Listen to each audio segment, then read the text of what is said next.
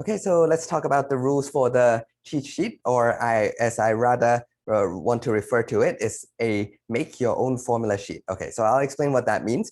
So what you need to do is pre-write this. So during your studying in the next couple of days and the week leading up, so this is a document. I will change it a little bit. This is what's prepared for when I last taught the course of 3B. So this is, so the formulas are a little bit different from the examples are different, a little bit different. But anyway, let me go through it bit by bit. The rules are going to be the same. Okay, so you while you're studying, you want to pre-write and pre-write your formula sheet, and you're going to upload it. I'll talk about that. We're going to approve it. So it cannot exceed 2 pages. All right, so either 2 sides of one sheet of paper or 2 single-sided sheets, either way, right? 2 pages. Okay. You can, if you want to squint and squeeze as much content into it, that's fine. But yeah, you don't want to sort of need a magnifying glass during your exam as well. So you make your own decisions. Yeah, you guys are adults now, so you will decide on what works best for you. And it cannot notice it cannot include fully solved example question. It's supposed to be a formula sheet, and so I will allow more than symbols. I'll show you some examples in a second. Yeah, I'll pull up some examples in a second. But yeah, just to understand, no fully solved it. You cannot put a whole example question there, and you need to submit it to Canvas, and we will pre-approve that. Okay. So understand the main idea is it's for formulas, so it should read something like something equals something. So kinematics equation, okay. Suvat equations, fine, perfect. Those are fine, perfectly fine. S equals to U, T plus half AT squared, V equals U plus AT. You should know those, but it's fine. If I understand the pressure in an exam, right? Every now and then you forgot, hey, is it U equals V plus AT or V equals U plus AT, right? So sometimes you forgot that. It's completely understandable, and that's where you can look this up. But really, to effectively do any problems, you should know the Suvat equations. But anyway, a lot of things you can. What else is there? Example of the formula for gravitational potential energy, the universal gravitational law, kinetic energy is half mv squared, k equals half mv squared, something like that. Whenever it's something equals something, that's fine. You cannot write a full concept. You cannot write definitions. You cannot definitions are something you need to know. You cannot look that up every time. It's just like when you're studying English. If you go and read a book, if you study English, basic definitions of English words you need to know. You cannot look up every other word, right? So this is the same thing in physics. It is sometimes people don't realize that that's one of the way to be able to study physics effectively. They forget about the definition. So I put a big deal in the topic test to understand definitions. There's always one definition question, and hopefully that tells you how to study physics well and effective as well. So when you go on to 3B and 3C, even if the formats of different professors, different instructors have different formats of doing that, I recommend sort of doing this way of studying. I think it's the most effective way to sort of understand the topic in a very formal and rigorous way, which is what you want. Okay, so yeah, and also understand that in all of the paper, if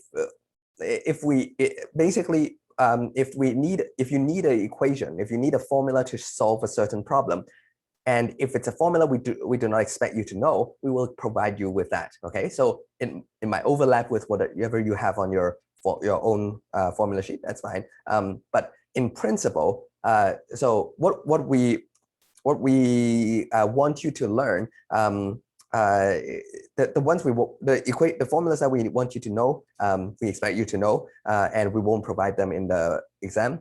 But the ones we don't expect you to know, can I think of an example?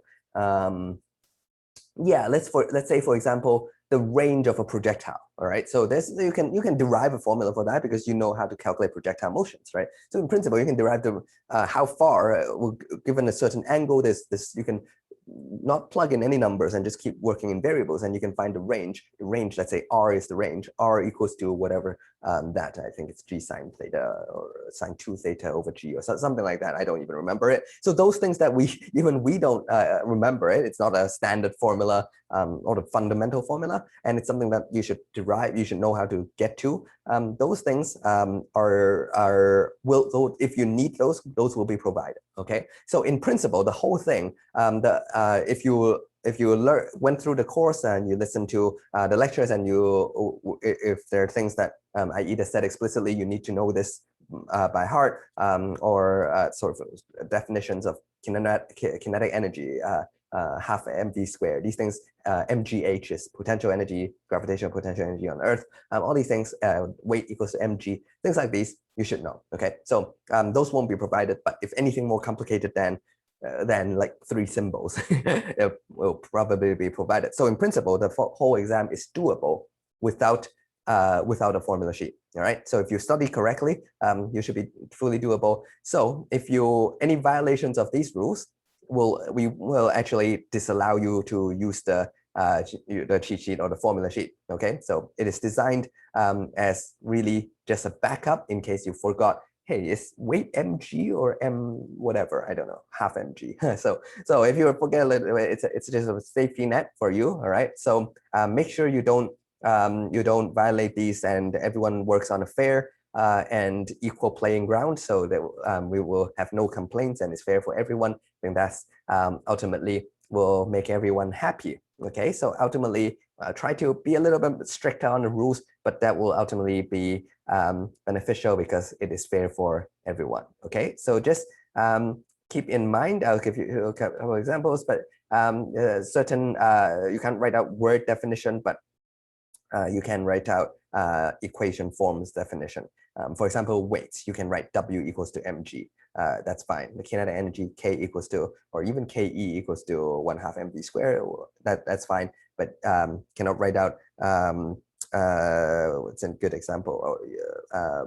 Yeah, maybe weight equals to is the gravitational force on on an object by the Earth. So no full English sentences like that. Okay, so just also further reminder, no diagrams, no graphs.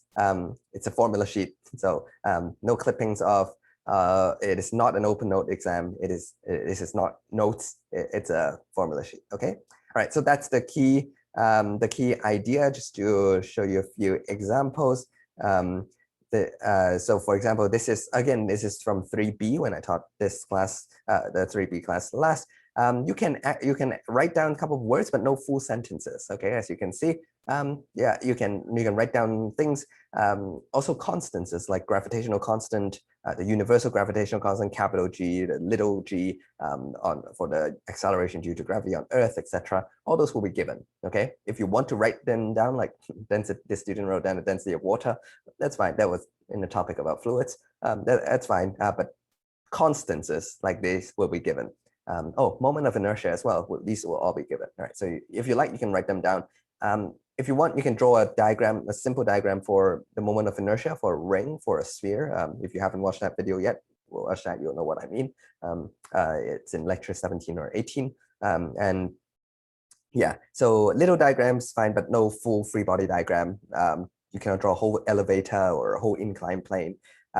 Yeah, so not those. So I think most of the things are something equals something. You can write it in words out. Okay, I'll just allow that, right? But yeah, don't write full sentence, not full sentence, no full paragraphs. Okay, so something like that, right? This is an example that is perfectly okay. This is excellent. Okay, you can do 2 pages. So the student did 2 pages. All right, so this is an excellent example that is okay, and this is. If you want, yeah, make it nice and color code it either way. That's fine. So yeah, you cannot annotate things, so you cannot go with. I think this student did a little bit more annotation than I would probably want to allow. So yeah, avoid annotating things like this. otherwise, this was just this was presented pretty nicely. So I just drew this out. Okay, this is light arrow over here. That should be a vector. That's a cross product of a vector. So if you don't know what cross product is, that's in lecture 18. Anyway, yeah. So this is also a decent example. Most of them is done pretty well. Something equal to something. That's the idea. All right. So if you like, you can write a few words, but no full sentences or full paragraphs. Okay, so let's see. It doesn't have to be very color coded, or it can just be something like this. This is perfect. All right, so you see few words, perfectly fine. Volume flow rate equals to A times B. Basically, it's in the format of something equals something, something equals something. It's really, you should, the whole idea, keep in mind, the idea is, the philosophy is you should know these things.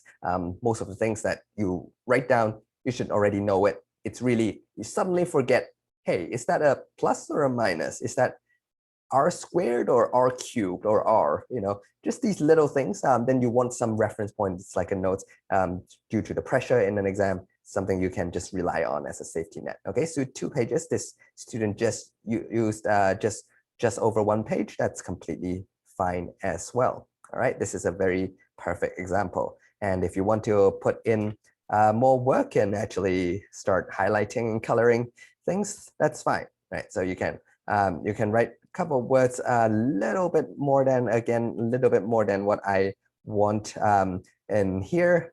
So try to avoid that, all right? All right, and we'll let you know if it's okay or not, okay? So try not to do this. Okay, so once you're ready with this, what you're going to do is you're going to go to Canvas, and you will have a final exam page, and you will go to assignments.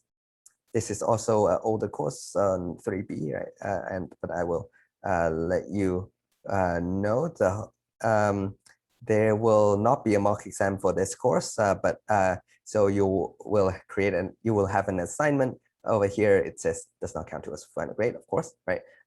So this is where you will submit your pre-approved cheat sheet or formula sheet. I think I'm just going to call it formula sheet for this time, just to avoid confusion. And we will give you a grade, not by these dates, obviously, but yeah, we'll give you a grade either 1 or 0. If I give you 0, you will not be able to use it unless you upload a corrected version. All right, I'll give you the correct dates as relevant for this course, but yeah, so you will upload it by a point. Let's see, how would it roughly be in the timetable? The timetable, yeah.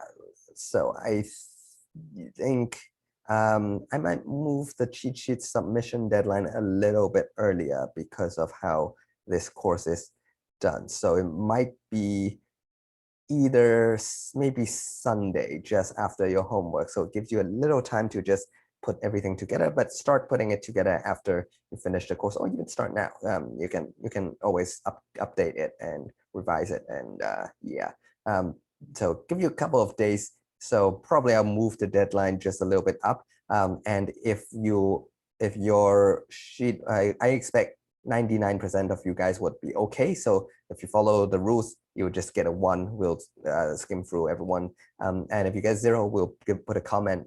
And if you are able to update a corrected version within the next day, then we will be able to use it. Otherwise, you cannot use something that will not be fair to others. Okay.